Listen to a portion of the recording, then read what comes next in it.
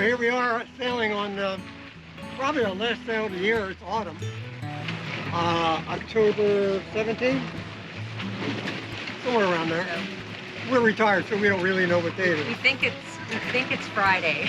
And it is an absolutely gorgeous day. We're getting right now 7.5 knots over the rail, going almost 6 on a beam, and we're heading for St. Michael's. And then after that, probably Rockwall, but who knows? We might change our mind. I think the temperature this morning was about 40 degrees. We had a heater on the boat. It's not too bad now. I can't tell you what the temperature is, but as you can see, there's nothing around us. There are a few sailboats out there, but we have pretty much the day to ourselves. Of course, no matter where you are, there's always time to be on your iPhone. Instead of looking around at the wonderful sights. Sending important messages. Checking important messages. You're retired. There's no such thing as an important message anymore. No way. A big barge over there, carrying stone from the Susquehanna River on the top of the bay. We drive to get out of the But that's good because we had to drive anyway. And I'm going to be heading over that way.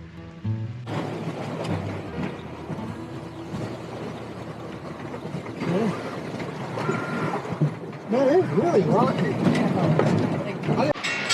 Well, there's Bloody Point, and as you can see, it's a little rocky out there. So we're hoping that once we get into the Eastern Bay, these swells will calm down and keep us from rocking back and forth. From the Chesapeake, we first had to turn northeast to go across the Eastern Bay, round red number 4, turn to starboard, and go down the Miles River to St. Michael's.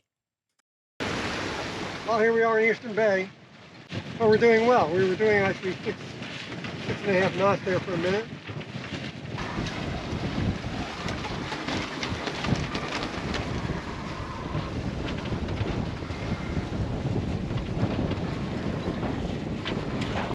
I don't know about you, but it's time for lunch. Do you have a chef on board? A chef? You don't need a chef to make a sandwich. Short order cook. More like a short order cook.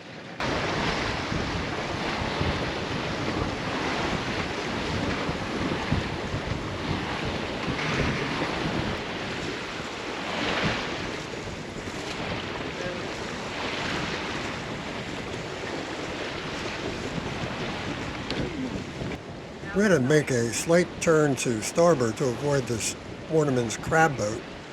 They don't always see you because they're pretty busy doing their job. So we usually try and give them the benefit of the doubt. Before long, it was time to make our turn at red number 4 and head down the Miles River to St. Michael's.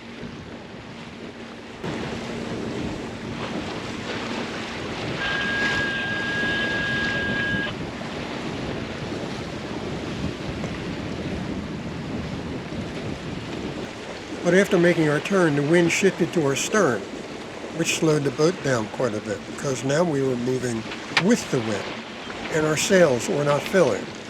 So I was forced to use a whisker pole and then the diesel engine to get us to St. Michael's. Downtown St. Michael's is full of shops and dining choices. Of course, no visitor should miss seeing the Chesapeake Bay Maritime Museum. I did a video on the museum that you might want to see. We found a local waterman giving away oysters that were harvested the day before. Oystering used to be a big business on the bay. After a long day touring the town, I managed to find an old captain's shoulder to lay my head on.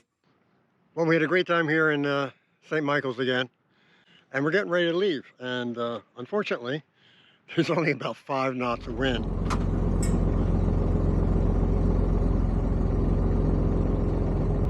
Even the 5 knots of wind died away, so it was a long motor to Rockwall, Maryland. I think that's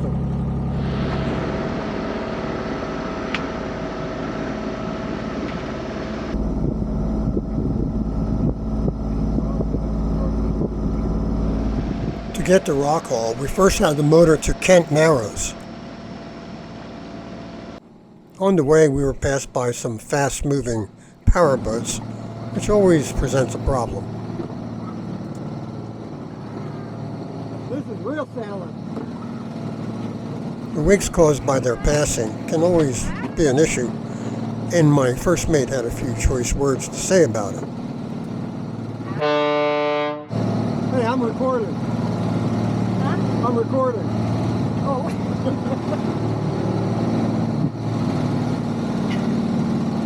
Oh, here comes some more. When we finally made it to Kent Narrows, we had to wait for the Boscule Bridge to open. It only opens on the hour and half hour.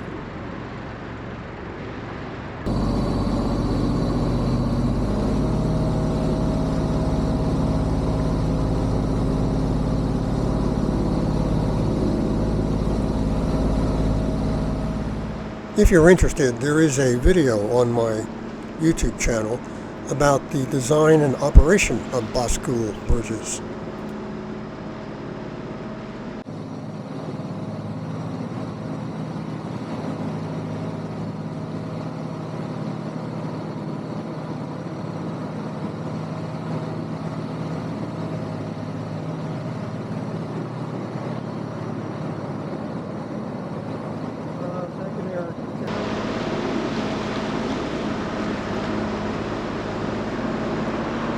After getting through the Boscule Bridge, we had to negotiate the very narrow channel that ran north, which also had a 90-degree turn.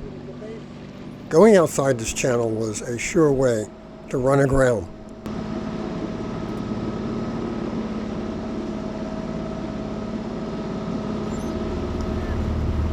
After arriving in Rock Hall, we decided to take the dinghy for one last ride. Don't poop on us.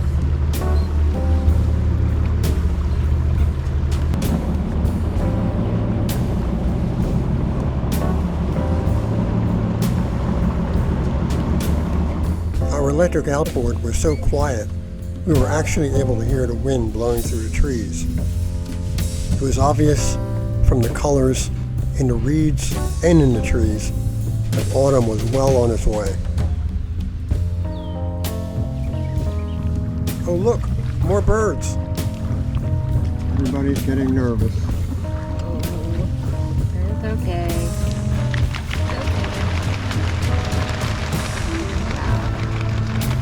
Sorry, guys. We had a very nice slip at Rock Hall Landing with a finger dock that ran more than the length of the boat. It was nice and wide, so we took advantage of this situation by getting our dinghy wrapped up for the year.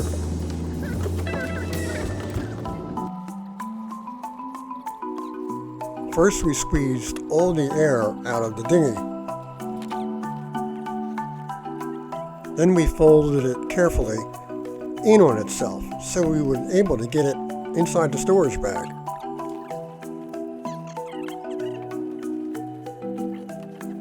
Still, it was like trying to get a newborn baby back into the womb.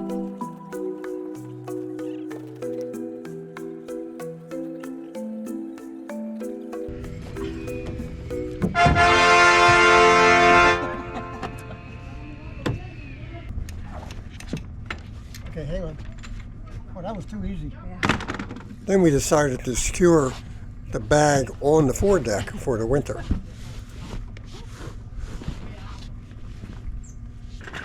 On the move. Here in Rock Hall. Hustling, bustling Rock Hall. Actually, it's pretty quiet here. Not a bad place to live, I think. Got my better half behind me. Somewhere. There she is. Yeah, we're on bikes. Okay, another good reason for going sailing in the fall on the Chesapeake Bay. No crowds. We're here for lunch. It is open. I love it in the fall.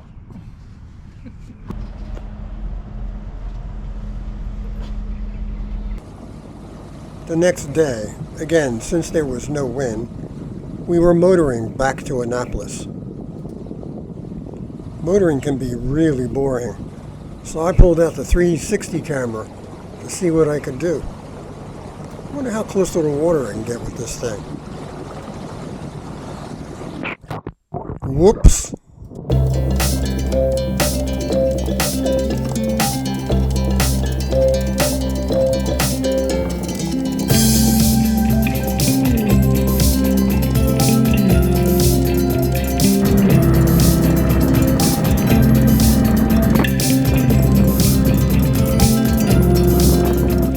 After some time, the Chesapeake Bay twin bridges got closer and closer.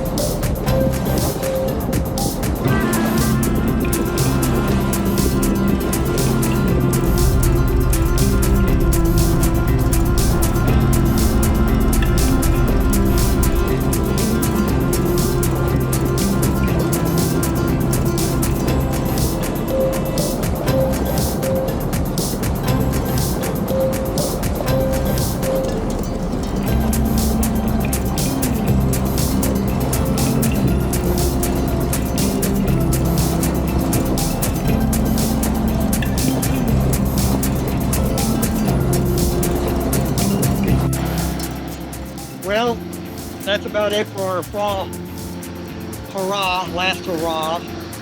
Sailing, mostly motoring, for me and my wife, Beverly, my first mate. We're going to say goodbye. Bye. Tune in again. See y'all. If you enjoyed this video, please hit the like and maybe the subscribe button. Thanks.